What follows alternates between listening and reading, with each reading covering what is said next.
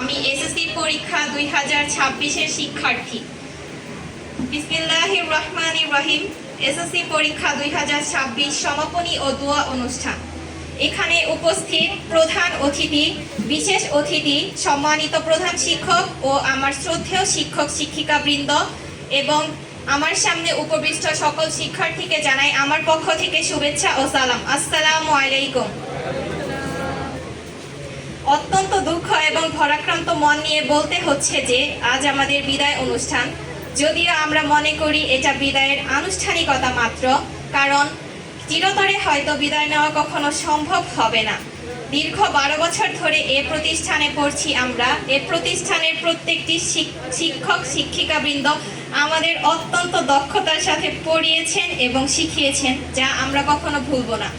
বিশেষভাবে উল্লেখ করতে হয় প্রিন্সিপাল মহোদয় জনাব মইনুল হাসান হেলাল স্যারের কথা, যার স্নেহ, ভালোবাসা এবং আদর্শ আমাদের আগামী দিনের উজ্জ্বল ভবিষ্যতের প্রেরণা হয়ে থাকবে। একজন মনীষী বলেছেন, the mediocre teacher tells, the good teacher explains and the great teacher inspires. আর আমাদের শিক্ষকরা আমাদেরকে উৎসাহ দিয়েছেন সবসময়।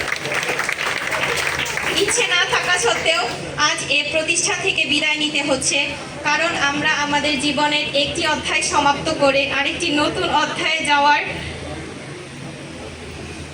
এসে আজ এখান থেকে বিদায় নিচ্ছি। গ্রিক নাট্যকার শ্লোকিস বলেছেন, সূর্যের আলোর যে কি অপরূপ মহিমা তা বোঝার জন্য সূর্যাস্ত পর্যন্ত অপেক্ষা করতে হয়।